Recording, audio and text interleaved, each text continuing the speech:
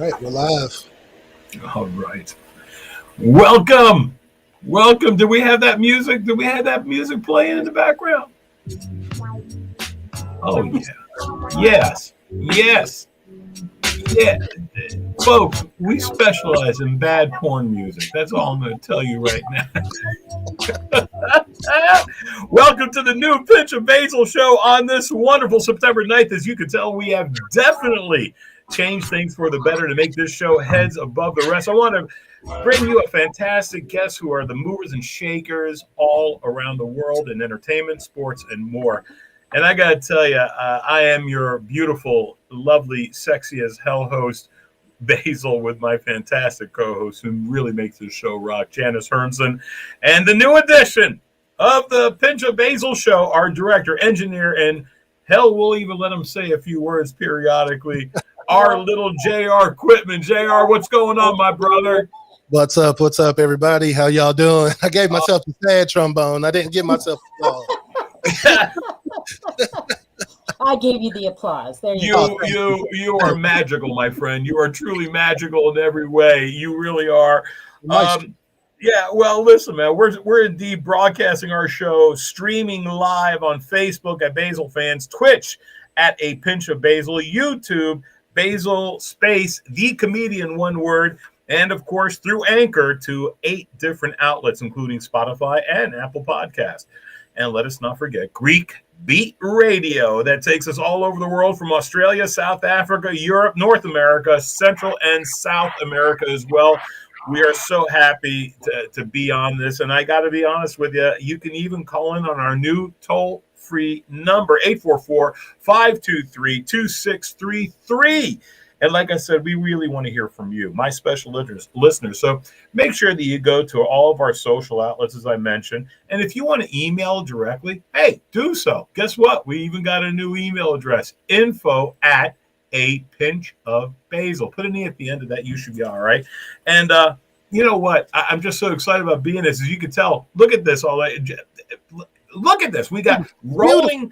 It's just beautiful. We got stuff rolling on the bottom.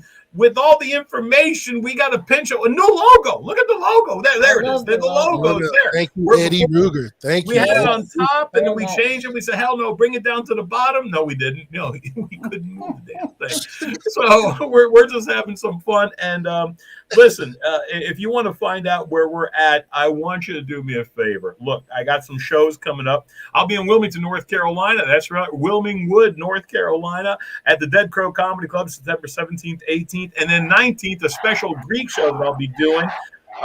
Comedy Zone in Harrisburg, Pennsylvania, October 1 and 2. Governor's Comedy Club in Belmore, New York, October 9th and 10th.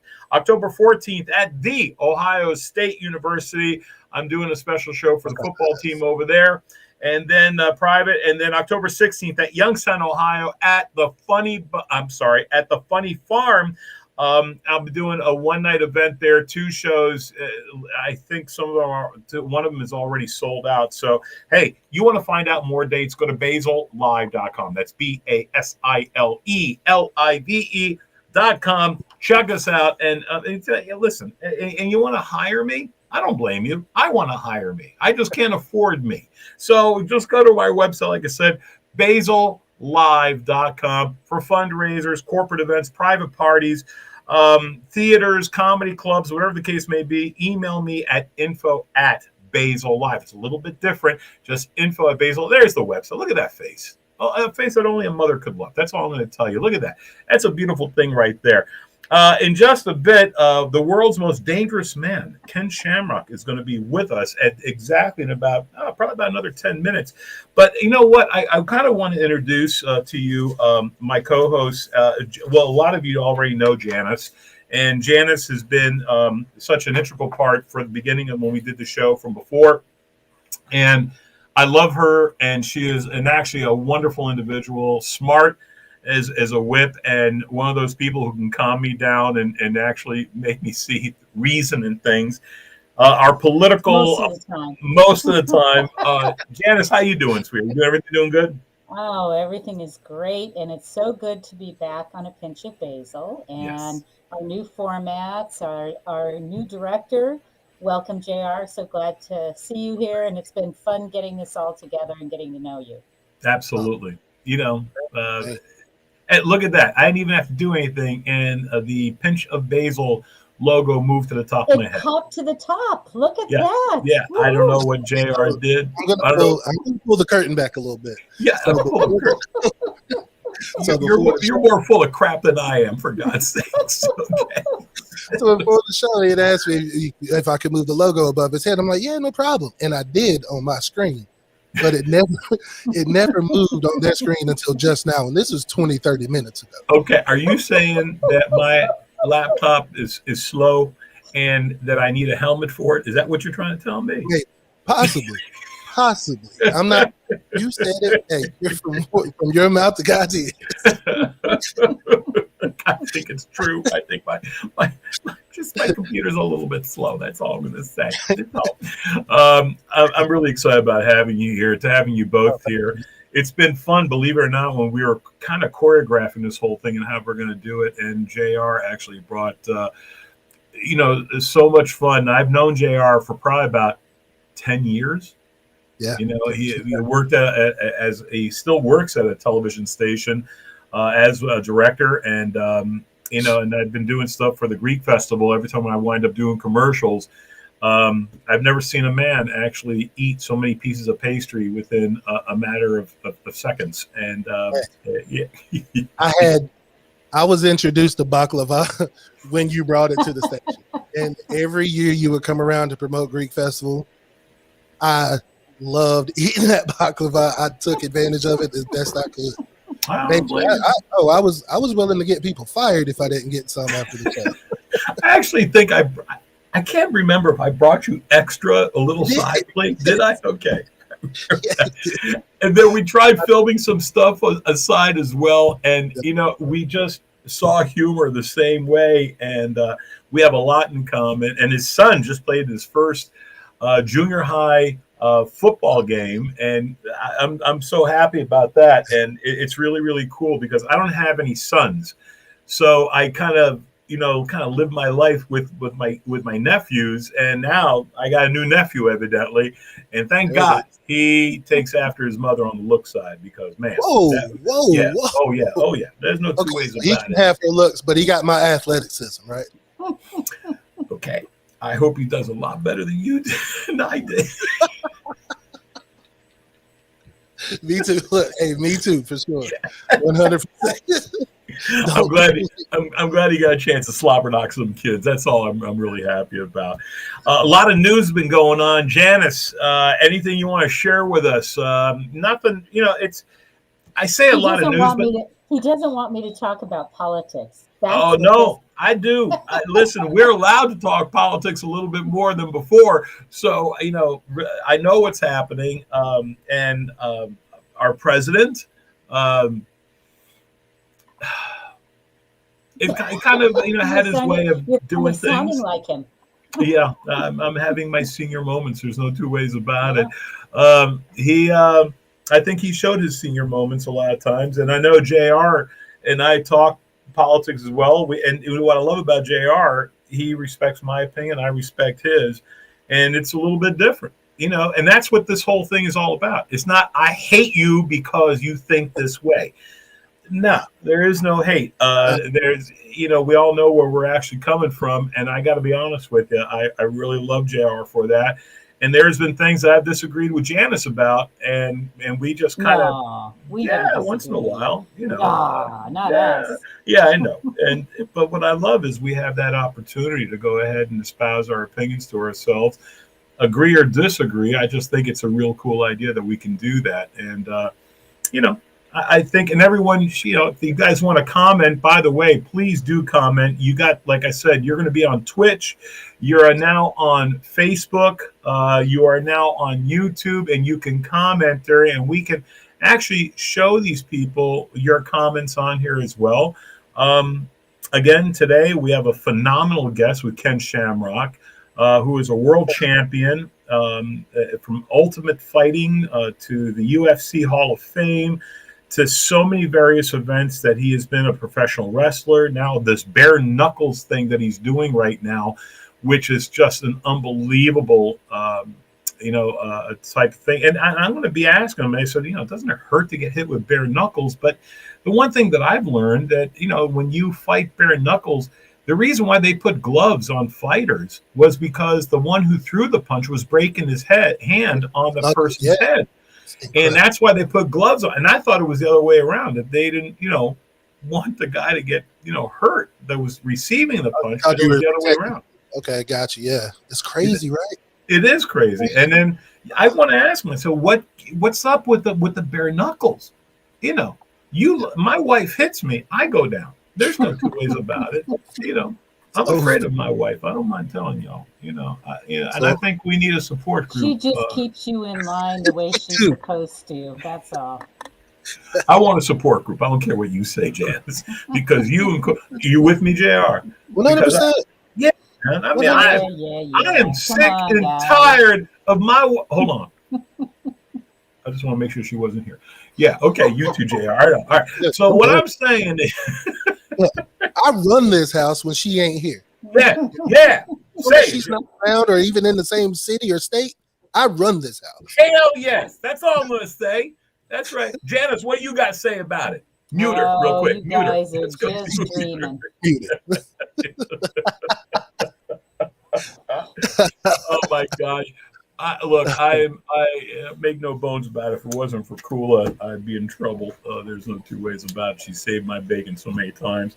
And then Janice, I love strong women, always have, always will. And JR, I know you got a strong wife, and Janice is a strong wife. I've seen her in action, and she doesn't take no guff from anyone. Nope. And that's what I kind of like, even though, I can't wait to hear all the questions she's got for Ken Shamrock. Well, he has a couple of books, so we can talk about that. See? Really? The books? That's the angle you're going with? Yeah, you thought I was going to be stymied by that. That's not going to happen. So we got the world's most dangerous man. That's right. We're going to talk about his book. World's most dangerous woman, and you and I are going to be standing on the sideline witnessing this ass beating. I didn't even get a word in edgewise. I guarantee it. Oh no! Are you kidding me? Listen, man, I'm telling you right now, I'm excited about him coming on, and and I wonder, is he married? Did we find out if he was married with children or anything? No, I know he has kids. I don't know if he has kids with his wife now. Okay, but I know he has kids from a previous marriage for sure. Okay, I don't know now. Okay. And last I saw or heard, he was married now. Yes. Okay. Beautiful. He is such an interesting person, and I've been a fan of his. Know all of my from UFC, and I'm a huge. So everybody listening, I'm a huge wrestling fan. I've got wrestling action figures and stuff. I played with it with my son. I witnessed it. I saw it. I'm like, you got. We were testing something yesterday afternoon, and I'm like, listen, do you have toys behind you, man? Those are my action figures, man. Don't be talking stuff about my action figures. They're not toys, they're figures. Yeah. But no, his story is him. I just remember watching the first 2-3 UFCs when he started it with him and Royce Gracie. And I remember watching my brother, shouts out to my brother Bam. We had watched him like, who was this guy? He lost to Royce Gracie or whatever the first fight, but this dude, just his intensity, his style of fighting and everything was just fascinating to us, and we just loved him ever since. Now, so, and then he won. What really amazes me, he won this. Is it the pancrase? The Japanese. I mispronounce it all the time. Pancrase open title. It's a kickboxing title that he won in Japan. This is the people who actually created kickbox, how to fly kick, and he won. How the hell do you do that, for God's sakes? I don't know. I'll tell you what. I just think, to me, that's amazing. That's all I'm going to tell you. But, I'm just going to give you a little background about him. Kenneth Wayne Shamrock, an American bare knuckles boxing promoter. He's a promoter now as well.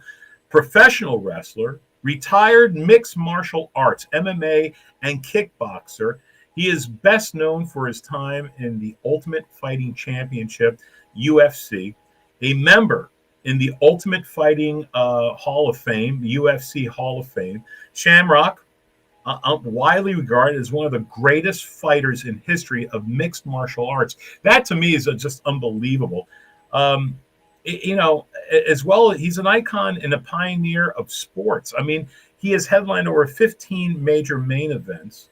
He's the co-main events in the UFC, the Pride FC, and set numerous MMA pay-per-view records. Has set records in pay-per-view. I know where to go for a loan. In the early part of his UFC career, Shamrock was named the world's most dangerous man. This man can kill you with his pinky. Okay? And that's just amazing to me. And the brilliance that actually comes from being able to be a promoter and to make money this way is just phenomenal. And he's going to be joining us, I think, any second. And I'll tell you what, I think guys like that is, I mean, they're a different breed. It's a different breed. Just think of, I just can't imagine walking into a place knowing that I have to fight somebody that I might not even know this person, but we have to fight. Right. We have to fight for money. And this guy is trying to knock my face off. And I have to do the same. And just the whole optics of it is just crazy to me. Absolutely. There's no two ways about it. Maybe a boxing match with gloves, boxing gloves, yeah. But UFC and bare knuckle fighting, nah. I tell you what, to me, I'm a little bit lost when it comes to some of that. I think we're having some issues with the actual Basile fans on Facebook because I still don't see the feed coming through. I directed your fans to come to Twitch and to go to YouTube. So YouTube, okay.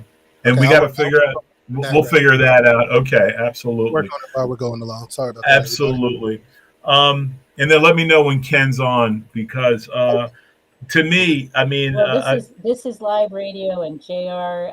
He's trying to join. It says it's loading, and he's not getting here. So, yeah. So, I am going to step away, guys, for just a minute. You guys hang in there and do your thing, and I'm going to go take care of this. Okay, sounds great.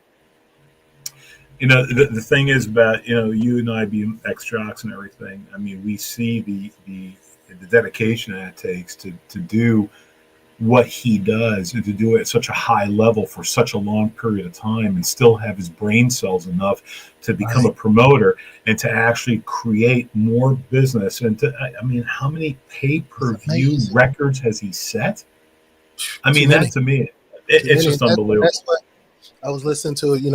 I've listened to his interviews a lot, and that was one of the things he had said. And like when he had went back to UFC for the second time or something, they weren't getting money from the points from the pay-per-view buys. Mm-hmm. So, and he didn't know anything about that until he had left UFC and went to the WWF at the time. Mm-hmm. Now, so he went to WWF and learned how these people, all these the companies and stuff are making money off pay-per-view buys, and there's some point system involved and everything that I don't know nothing about. Mm-hmm. But he took that knowledge when he left WWF back to UFC and put it in his contract with it might not have been Damon White. I don't remember who it was at the time, but he was saying that he had it put in his contract then that he would get points on pay-per-view buys, and the stipulation was only if they were going to be shattering numbers. If he got the same like million buys or whatever. So he was basically making his money on back end. Yeah. So he placed a bet on himself. Like, look, I'm gonna go in. I'm gonna ask for this contract. Give me money. Give me points from pay-per-view buys and everything. And he got it. And look at where we are now. Unbelievable. Unbelievable. So, like the sport today, the UFC sport, the MMA sport that we see today, these fighters, even though they don't get paid as well as they should, like the boxers do, but they get paid very well because of Ken Shamrock. Period. Do you think boxers make good MMA type fighters because there you can use your feet, your legs, your knees, and everything? Yeah, elbows and all that good stuff. I would guess it's a hard transition because it's easier because you don't see you don't see a lot of wrestlers go to MMA. You see a lot of MMA people go to Go to wrestling boxing. or go to boxing. Yeah. Right. You see, you kind of don't see the reverse unless they're older, or and it's like an exhibition fight type deal, you know. Mm-hmm. So I would guess it's kind of a harder transition. Mm-hmm. Just not I being was, not only having to focus on hands. That's probably easier instead of somebody kicking at you. But still, I've seen the kicks to the head where the guy will complete flip and throw his entire body in a whip and hit the guy in the head square in the head. yeah, And yeah. how, I mean, it knocked me out, and I was in the living room, watching this. It's like, you got to be kidding me. It's This crazy. son of a gun didn't go down. It is absolutely incredible what they do. Yeah. So that was always amazing. Did we get Janice back yet? No, she's not back. She's still working on it. Yeah, she's still Okay. working. Folks, we're trying to get the small little technical details worked out and everything like that, but we'll get it out there because Ken is, I'll tell you, one hell of an individual to have on this show, and he's got a great sense of humor too. Because I was talking to him, they were at a restaurant, and I was talking to his manager, and his manager and I and a good friend of ours, Nick Furis, was actually involved with that too, and he was laughing because, bless you, and he was laughing because we were talking junk back and forth to each other, and I said, I will come down there to Jacksonville, Florida, and knock your ass out, Meanwhile, I'm like, thank God there's 400 miles between us. So glad there's so many miles in between us. Where are we at, Janice? Well, he's joining, so you should see him there. Okay. Because I walked him through, so we should be going strong. Anytime now, any moment now. I actually like the way I have my head. Do you see him there? Because I was online with them, and they should be joining. Not yet. Not yet. That's weird. Well, this is live radio, right? Oh yeah, this is live TV, live television, live radio, live whatever. And that's what I deal with, because I direct the news. I work in the news business. So right. Live television, you never know. There? Still not. The only guests I see are you and Basile. Well, this is interesting because I was on the phone with them, and they were. Did you see the little black box? Yeah, they were logging in, and they were. Man, why's it gotta be black? Yeah. What? Because that's the way I roll. All right, I'm gonna make a phone call here, and I'll come back again. You want me to send you the link again, Janice, and then you can send it to them again? Yeah, send it to my email, and I'll send it again, and I'll make sure they get through. I thought we did, but obviously that didn't happen, so we'll do it again.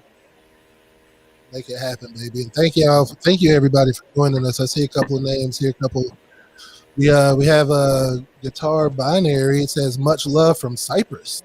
Oh, Cyprus, beautiful, man. I tell you what, my Cypriot fans love my Cypriot fans. Number one, great.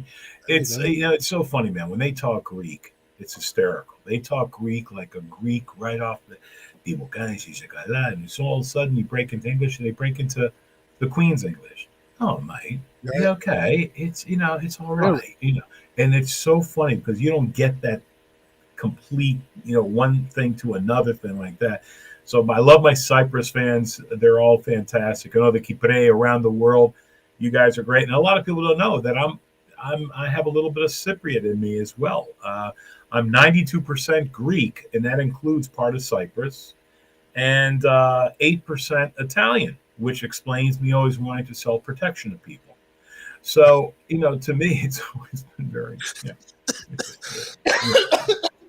You want some peanuts, baby? You want some peanuts? Baby, you want some peanuts, baby? Yes, all right, so let's get some background into you. So, the people who might not know you, just like Basile is he is one of the funniest people I've ever met in my life. But thanks, he's so real, just so down to earth. He's been just so good to me. But people who don't know you as well as I do, your comedy and your work you've done, and all that stuff, while we have a little bit of time, you might share that for us, Basile. Well, I'll tell you what, I think one of the things is I always kind of kept it real when I'm in my office and you have come to my office in the studio, as it were, and I do my work there. but I love when I have people that are in the same industry as I and also share the same background, athletic background. And, I'm not one of those guys that has to have my trophies all over. I don't think you saw anything of a trophy. I don't have anything. I don't think I did. I don't have my old helmets out. I don't have any of my stuff. I think I may have some of my fraternity. I think I have my fraternity paddle. So, And because that's just, my fraternity was important to me at that time. And, but great memories and stuff. So when I started working with you, I just knew that we had something going. And it's like with Janice, if I like working with people, I never needed a huge entourage. I just needed one or two people that I just really love hanging with, and I would do anything for them and they would do anything for me. So that's, we have that kind of relationship too. So, and that's what I love, I really do. But thanks, man. And you are a talented person. I hope you stick around the greater Wilmington area for a long period of time because I'm selfish and I want you around me. I'm here. Janice is back. So Janice is back. I did not get the link from you, JR. Oh, really? Check again? No. I just checked a little bit ago, and it's not there. And, I just got it now. All right, never mind, guys. I'll get it to him again. No problem. Hey, baby, we'll make it work. Yeah, there it goes. It works there. I'm just checking it because, what can I say? All right, let me get it to him. Man, my face is whited out big time right now. There it goes. Okay. Yes, there it is. Yeah. I think I got to find, there's maybe a different type of camera that we need. And we'll probably have to hook up. I do have another camera that we can use and stuff like that we can maybe work out on this. But this is looking pretty good, man. I'm really loving it. Even though Janice has the Basile thing over her head, I'm not really crazy about that because I'm Basile, for God's sakes. I didn't seem to call my show the Janice Show, the Pinch of Janice. I had to go name in the title. Come on. It wouldn't be all bad. I can't have my logo on my head. What's up with that? What's up with that? She looks like Carmen Miranda, with all the little fruits and nuts. Ooh, hey, we got to here. Let me show you. We got to here. This is from Matt Guy. Hello from Pittsburgh, guys. I saw you when you came to Station Square, and I was out for my bachelor party 23 years ago. Oh, wow, man. And you're still married to the same woman, I hope? What did he say? That's a dangerous question. Let's see when he responds. Yeah, man. Guitar Binary, he just asked, is this podcast exclusively on YouTube? It is on YouTube and Twitch today. It's on YouTube and Twitch, and it will be on Facebook from we were having a little bit of technical difficulty with that. Matt Guy says, yes, he is still married. Hey. Way to go, brother. I'm glad that I was part of that, because I'm all about that. I keep relationships together. I am the relationship doctor that can make things. I'm all about, you got the love doctor. I'm more like the sex doctor. I can make things happen for you. I believe our guest is in the building. Oh, thank God. I believe our guest is in the building, ladies and gentlemen. Here he is joining us now. Ken. How you doing? Good, brother. How are you? Oh, one day at a time, man. Just loving life.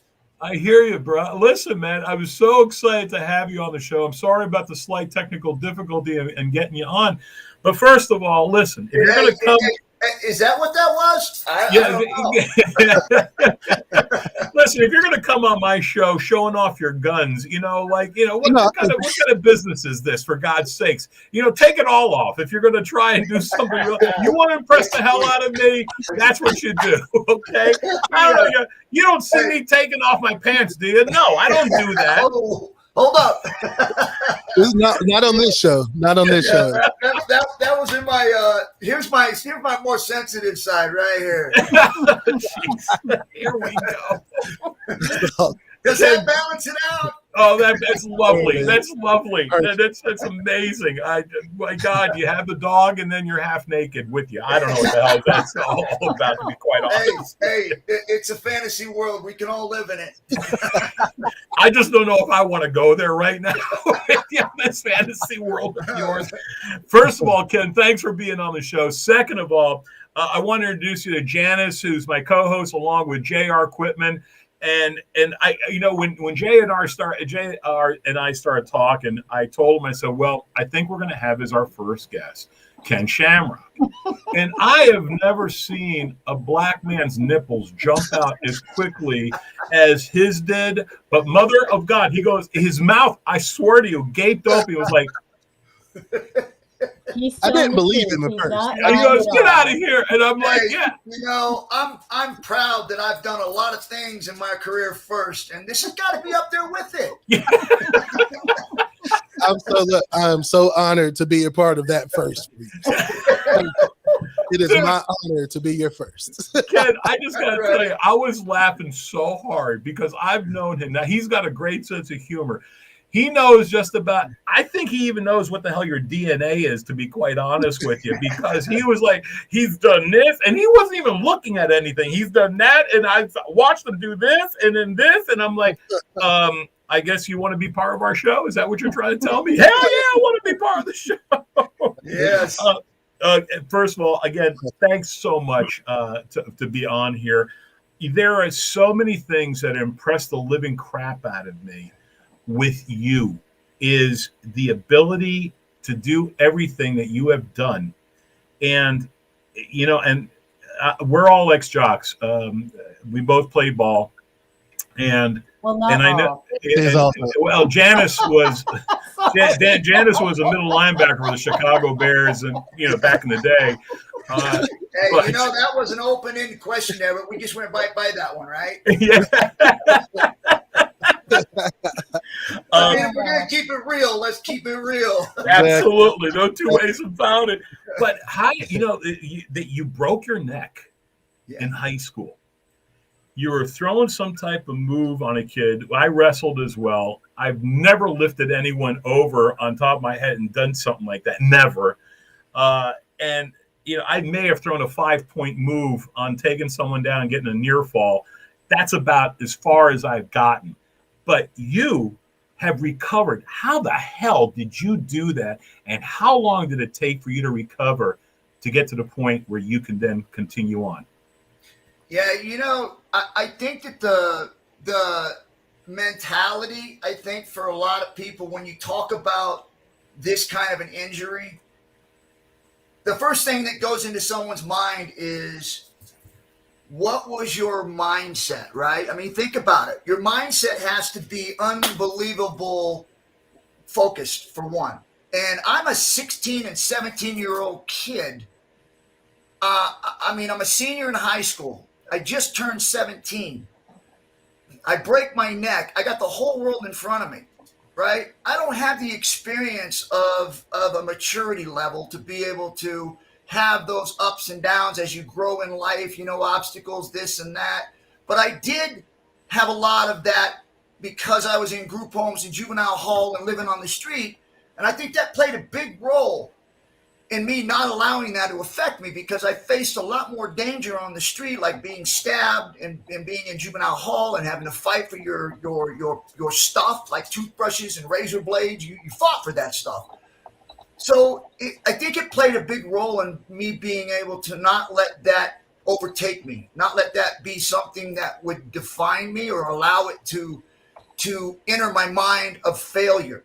So for me, it was just, okay.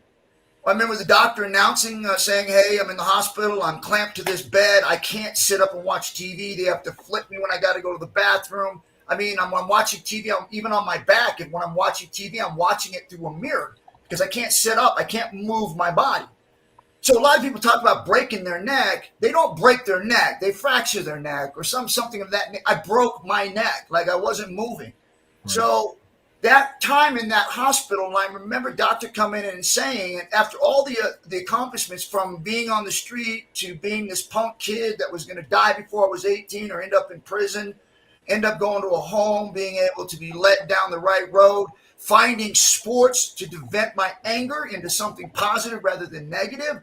Made me feel relevant. I get to that point as a senior in high school. I've got the world in front of me. I've got a mother. I've got a father who were the group home of the home there that gave me a life. Everything was going. And in 1 second, it was taken away. And then I was being told in the hospital by this doctor, telling me that I was never going to play contact sports again.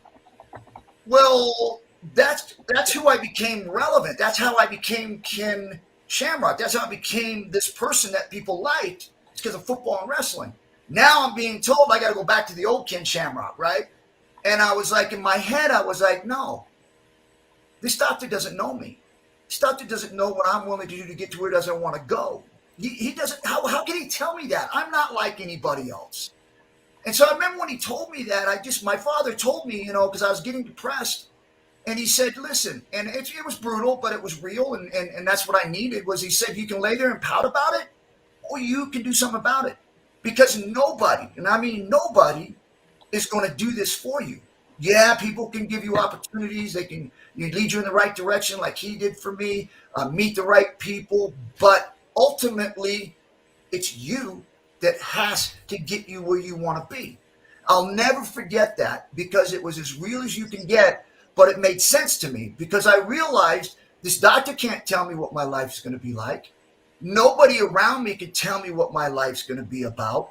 I'm the only one that has control over what my life's going to be about. And so therefore, I ended up going out of the hospital. I didn't listen to what anybody said about me not playing contact sports, about not having a chance to do anything else. I went in and started working out and training, getting bigger and stronger. 2 years later, I'm playing college. Obviously, I couldn't go play at a state university, which is I had scholarships and stuff. They were all gone. So I had to go to a junior college. I led the team in tackles. I was a captain. And so this time where I was told I wasn't going to do this, could have been a chance for me to be able to use that as an excuse to be a failure.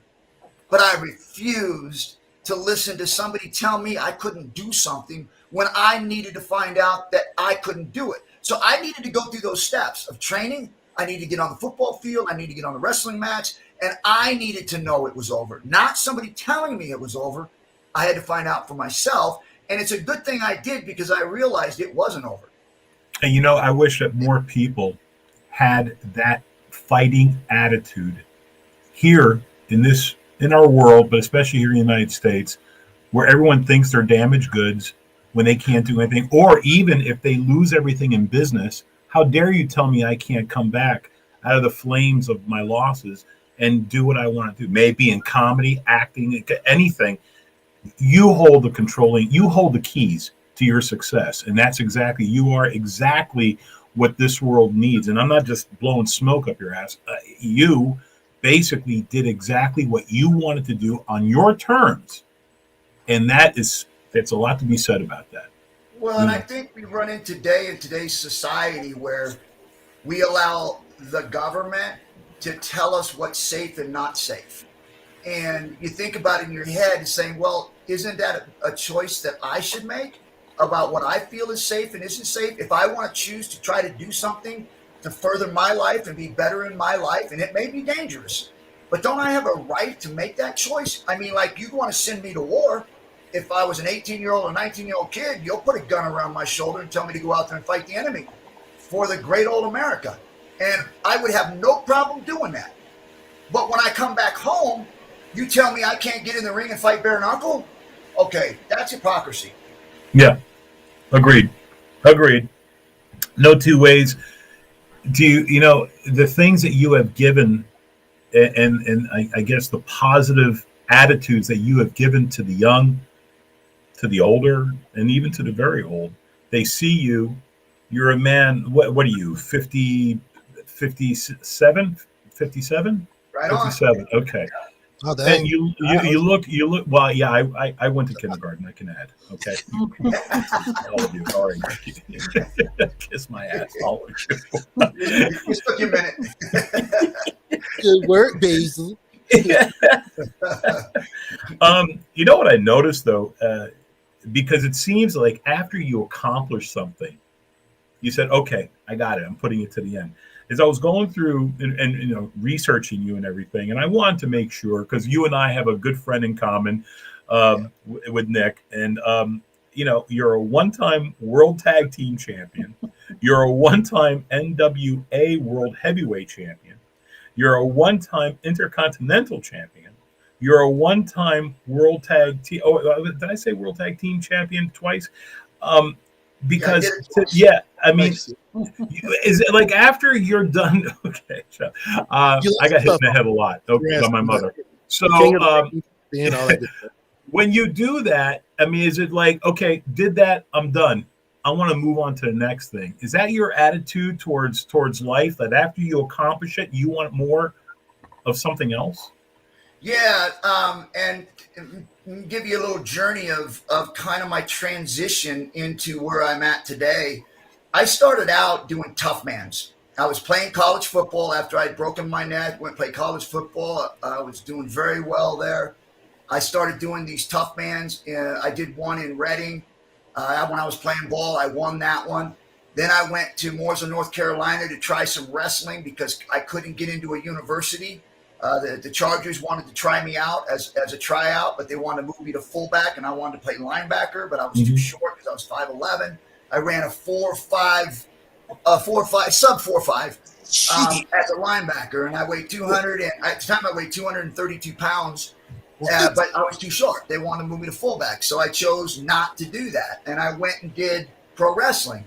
And I ended up going there, and I did 2 tough mans down there, one in Hickory and one in Statesville. And I won both those.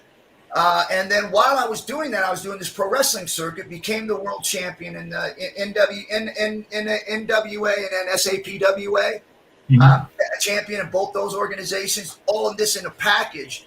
As I was doing that, I felt hungry, like I wasn't getting enough. And I remember a friend of mine showed me this tape, and it was this, what we call hybrid wrestling.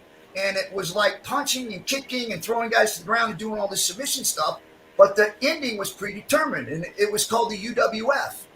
And so I said, I want to do that. And I remember my friend Dean Malenko looked at me and goes, no, dude, those guys are getting after one another. The ending's predetermined, but they're still beating each other up.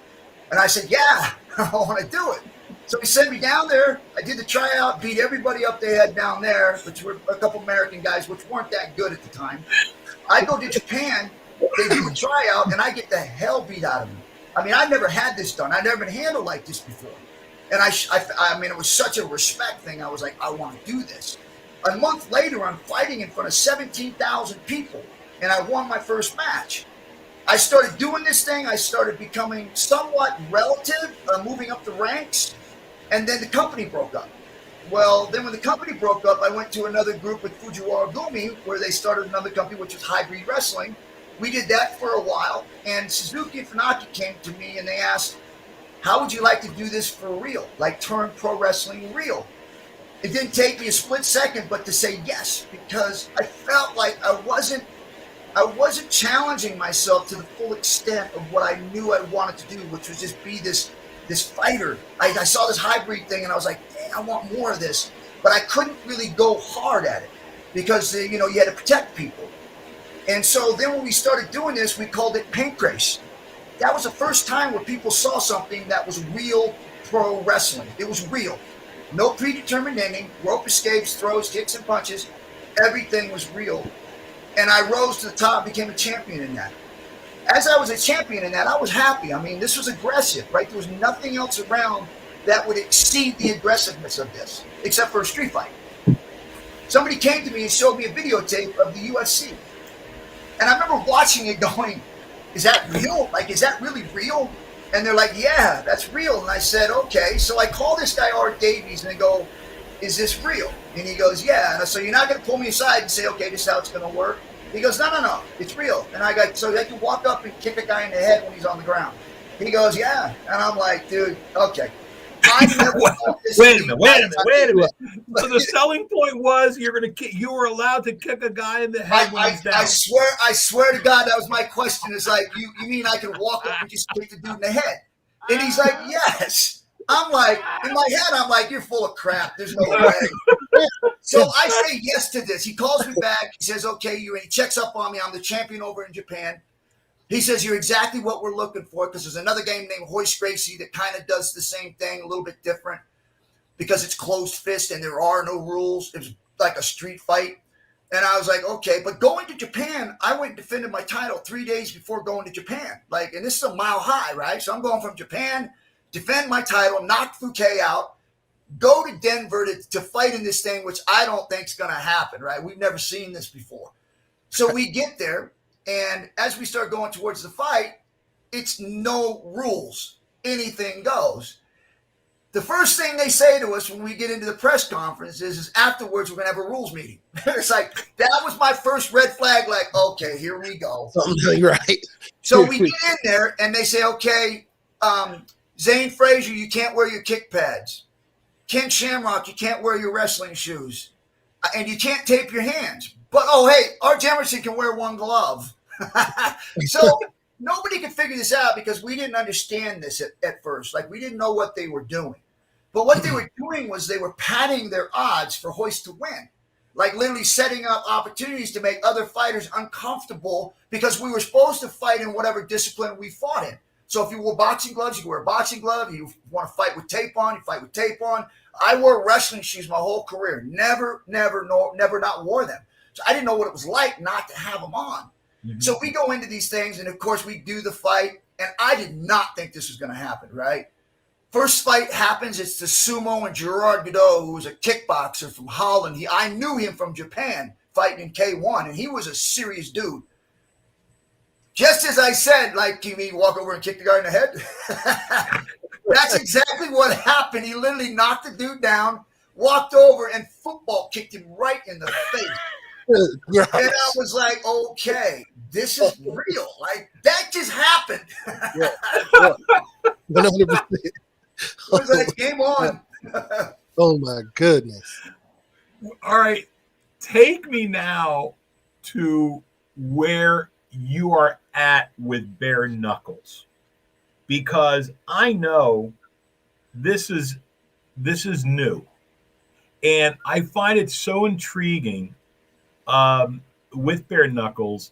And then the only thing I can think about, it's quick. Someone's going down quick, and I know that most, the reason why, and I was talking earlier with JR, and the reason why gloves were always thrown on people was because to protect the guy who was throwing the punch, so he didn't break his hand. So what, the only thing the competitor has to do is lower his head, and this is like got to be the thickest part of the skull, is right there. You hit someone there. That's why I would always go for an uppercut if I got into a fight or whatever. That's why they fought like this in the old days. Yeah, absolutely. So what brought you to the point you said that you wanted to start this league? Because, and I give you a lot of credit. I mean, listen, you got this Lions Den mixed martial arts training camp, and is this going to be a departure from that completely, going into the bare knuckles that you're doing now? This is a love that I had for bare knuckle. I mean, bare knuckle is so old that it's new, because you look back in the 1800s and 1900s, they fought with no gloves. Yeah. And they would fight like this. And so it was Marcus of Queensberry's rules. So it was definitely something that happened way early, but again, because they wanted to protect fighters and have them keep fighting and not have serious injuries to guys that were winning, they put gloves on them. And so that's why when I had the opportunity, and I fought bare knuckle back when I was in the UFC and also over in Japan with open hand strikes, everything was bare knuckle when I started my career.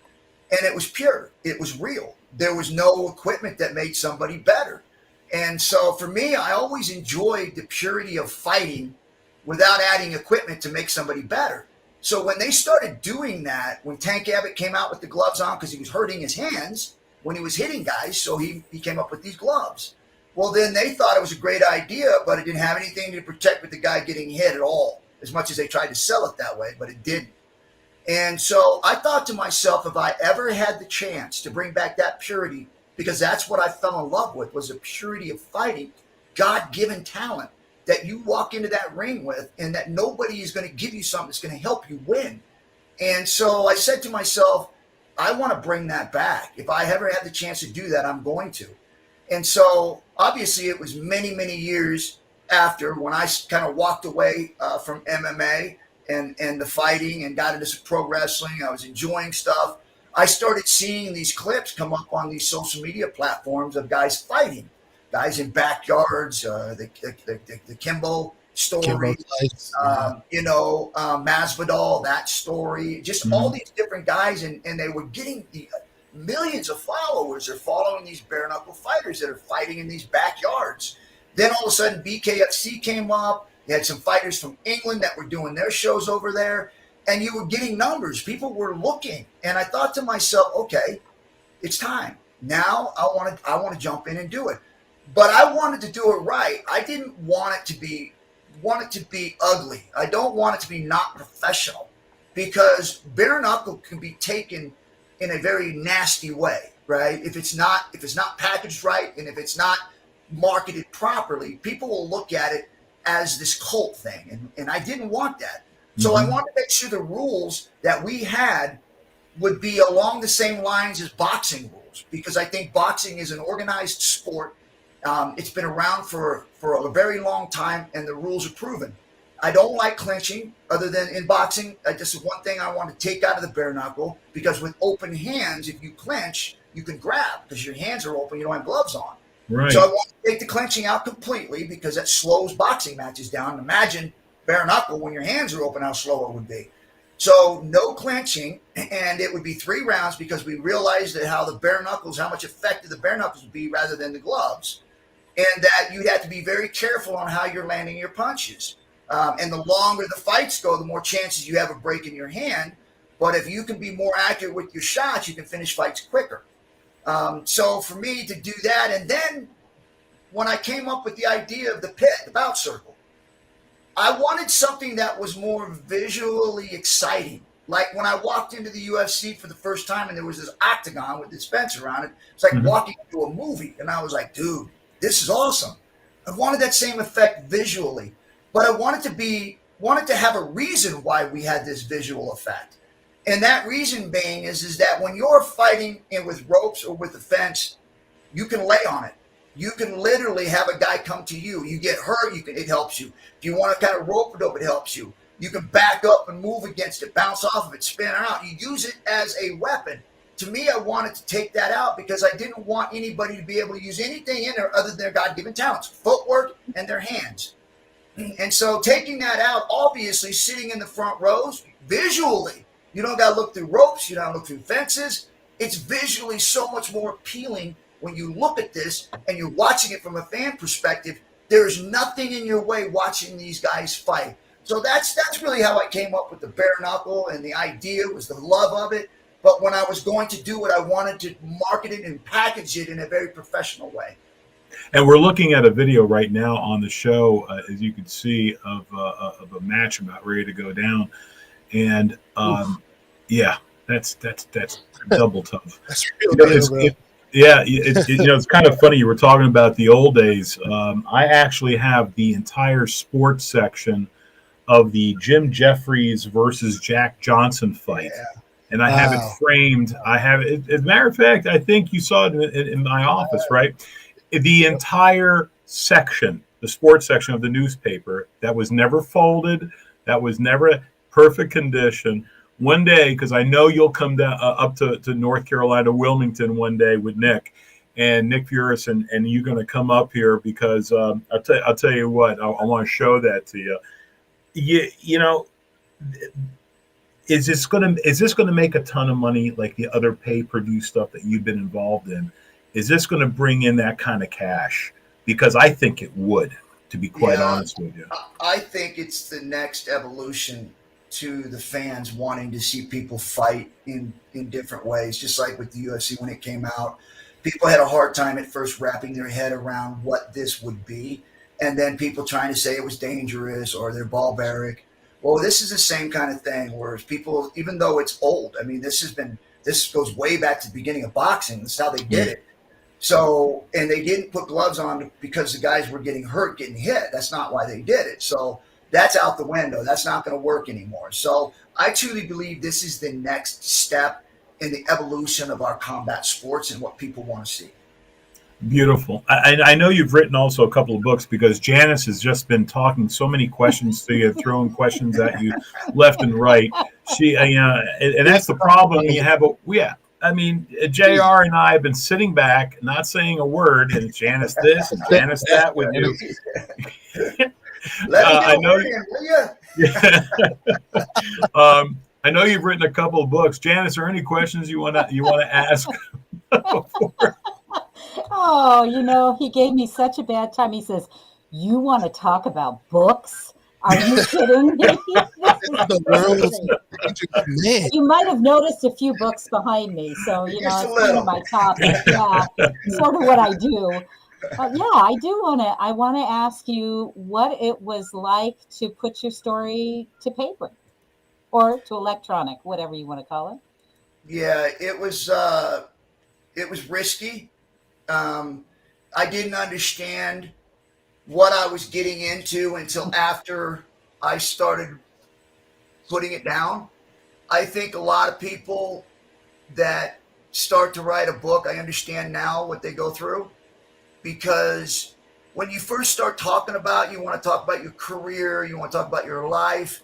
You don't realize when you do that somebody that is going to do a good job, they're going to want to know your life story. They're going to want to know the tough times and the things that you went through. And so they're going to probe. They're going to ask probing questions. They're going to ask people from your childhood. They're going to find people. There was over 200 people that was reached out to get this book done. And there was a lot of things that happened to me that people didn't know. The abuse as a child, being stabbed, having to go through divorces with my parents and didn't really even know them. Then when I get with one, I have to go through another struggle with the ones that actually adopted me. They went through some issues, and not understanding as a kid that, marriage is hard and that things happen sometimes that you want to hate somebody, but there's nobody to really hate in some of those situations. It just didn't work. And neither person was really at fault. They just grew apart. And so as a kid, you get stuck in the middle wanting to blame somebody, especially me coming from where I came from, the streets and the family that I had or I didn't have. Then I get one, and then having to go through that again after my world is perfect at 16 years old. That all comes apart, and then I break my neck, and that's taken from me. And then other things in my life with the drug addictions and things that I came across because of some of the divorces I went through and the struggles my kids went through, which now we're all good and everything. But during those times, I never wanted that because I know what I went through. So to talk about all that stuff, to bring up that stuff, because you have to go back to that moment, and you have to put yourself there again, and you have to explain it in detail of things that happened to you, because the last thing you want to do is talk about it and it not be right. So I had to focus. I had to put myself there, so I remembered things that had happened. I remember the emotional roller coaster I went to. I remember the hardship I went through, the things I was thinking at those moments, so that when somebody read the book, they would be there with me and understand that struggle and the hurt and the frustration. And then they would be able to understand later on the things that I did later in my life as an adult, how that relates to them, to be able to understand why I was going through these things and why I had fear of being married and why I had fear of things happening to my children and all those things that had happened to me. And it all had to come together. And the only way that could happen was I had to put myself back there again. And I remember my wife telling me, because I told her, and I remember I going through this, and I remember she said to me, because she knows how I was, because she was with me when I was 10 years old. Her parents ran the halfway house. So she knew the stuff that I had gone through.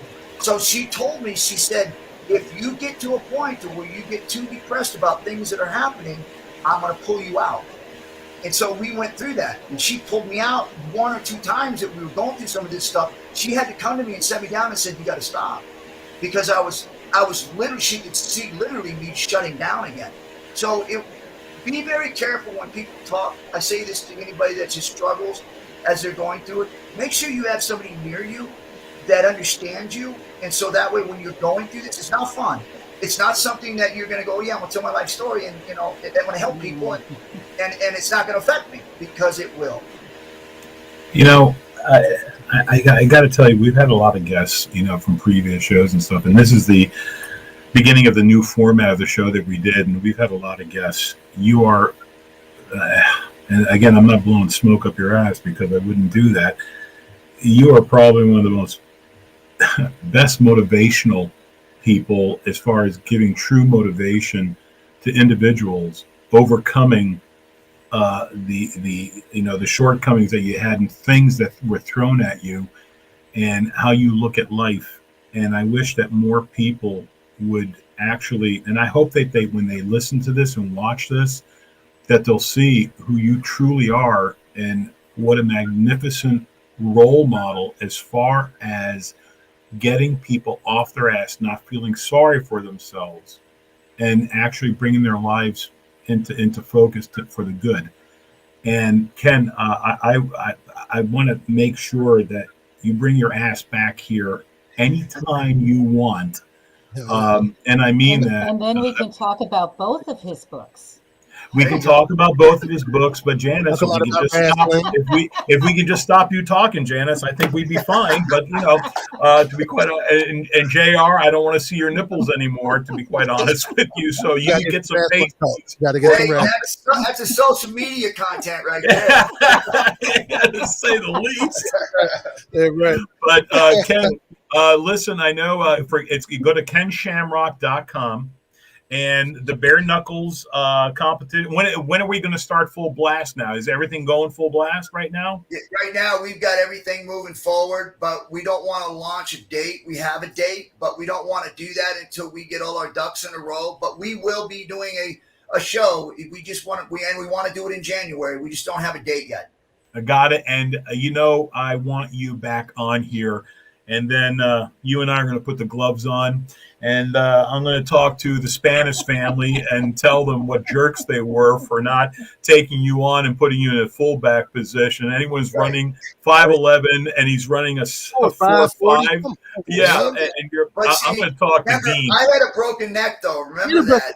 So I'm sorry. Can we go back to listen, Alex Spanish was an idiot for not taking you at that. Was that during the time of Don Coryell? No, it was what's his name? They call him the Train. He was a running back. The Nigerian, not the Nigerian. No, it was this was like in 86, 88. Train Lane. Yeah, yes. Okay, yes. All right. Because I got to tell you, man. That's what I was going to say. Yeah. You are, yes, Janice. I'm sorry. You're right. I think I heard her say it first. And yeah, she did say it first. That we just ignored her because you guys just don't let me talk enough. Ken, I'm sorry, real quick, Basil. I'm so sorry, Basil.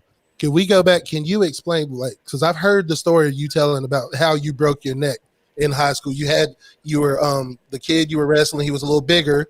Some kids put the mats together that normally didn't put the mats together, I think, or didn't put them together the right way or something. You had him up on your shoulders about to slam him. Yes. Slipped, and he landed on your neck. Your face almost goes into your belly button type stuff. Yeah, pushed it down to my sternum. Yeah, I was in this Indian sitting position because I shot in like a fireman's carry. Yeah. I went to lift him, elevate him up, and the mat slipped out, and I fell into an Indian position, and then he was on top of me, so my chin and my nose went down to my sternum. So that extended your spine. And when it went like this. In your spine. This was my neck. It stretched it because my head went all the way down. It just ripped everything. And then when it came back down, it smashed the cartilage. And then it was sitting like that. So it was just sitting right on the edge. And you have gone on to do all this stuff in your career after that, man. Just the intestinal fortitude. That's just amazing, man. And I commend you for it. Absolutely. Well, it's I don't want to kill the show or anything like that, but I do believe in Christ, and I believe that, everybody has something they believe in, and you lock onto that, and it helps you do things. And I locked onto that, and I felt like if he brought me this far, there was no way he's walking away from me now. So he has a plan. He's got a plan. Everything happens for a reason. Absolutely. Ken, thank you for being on the show. Thank you for this is one of the best shows we've done. And we just truly loved it, man. We really did. Thank you so much. And I can't wait to bring your ass back here again. And I'm hopefully in January when you're about ready to release all that information for the Bare Knuckles. Again, ladies and gentlemen, KenShamrock.com. Ken Shamrock, you are the man. And I appreciate you being on our show, my brother. Yeah, don't forget ValorBareKnuckle.com. ValorBareKnuckle.com. If you want to check us out, see when our show's coming up, you can check our website out. If you want to fight, check us out. Send us in your info. It's right on there right now, folks. If you can see it right now, Ken and all, if you can see it. ValorBareKnuckle.com. We got your site up right now. And hey, brother, thank you so much. And I can't wait to have you back on again. Yeah, I appreciate you guys, man. God bless. God bless nice you. to meet you. Talk to you soon, my friend. Take care, Ken. All right, take care. All right, folks. I just want to say this has been one hell of a show. You've been watching the brand new, all new Pinch of Basile show. This is our first show that we have done. And what a great show. JR, and he's amazing. Goodness, right? Like I didn't want to just geek out with my wrestling stuff, you know what I mean? But I'm surprised you bring out your action figures and start playing with them on air. I didn't get embarrassed. I didn't, what people talking about, this big 300-pound man playing with toys. Let me tell you, he was great. Incredible. Just everything he did. Thanks to our listeners too. We appreciate them as well. Let's get back in the chat. Well, we see another comment. I think we got Yep. What's the comment that we've had? Here's one. Because I don't even see them on the side. We got to make sure that works to next week. I don't know how to work it. I'm pronouncing the name right, but it says Perry Macris, Makris. Macris. Macris. It says GR. Hi, I saw live on stage when you came to Melbourne, Australia. And then it says YASSOU. Yasu. You got to listen, man. I don't want you to sit there and go, well, listen, man, I'm a black man. I know I speak Greek. That's BS. Let me tell you something. JR, wait till you get to the Greek names. Wait till you get to the Greek names. You're going to just be in trouble. They made fun of me bad. But listen, for all the listeners and viewers, I just want to say thank you from Australia to South Africa, all the way throughout Europe, North America, South America. Thank you all so much for being part of the new Pinch of Basile show. On behalf of myself, Janice Hermson, JR Quitman, I want to thank you all for watching and listening. You can always catch us and find out and get all this stuff on Twitch. You can get it on YouTube, Facebook, and we're going to make sure that Facebook is going to be working next week so we can broadcast this whole thing live. But I want to say thank you all so much. God bless you. You have a damn good week, and we'll see you next Wednesday at 8 p.m. Eastern Standard Time, where our guest will be. What's our guest next week, Janice? You're asking me? Mike Hollis. Is it Mike Hollis? It's Mike Hollis, all-pro field goal kicker for the Jacksonville Jaguars, will be with us next week. We're excited to have him. I think we got Ray Boom Boom Mancini coming on the show as well. We just worked that out. So he'll be joining us. Yeah, Ray Boom Boom Mancini will be with us. We also have a couple of great authors coming. Kalomita, the Greek singer. Costa Koufos. I think we got Costa Koufos to come back. The great basketball player from OSU will be coming back. So we're excited. Thank you all so much for being part of the show. I'm going to go home and give the wife a kiss, smack my kids around, and I'm going to go to bed. There it is, baby. Love and kisses. Have a great night, everybody. Bye, everybody.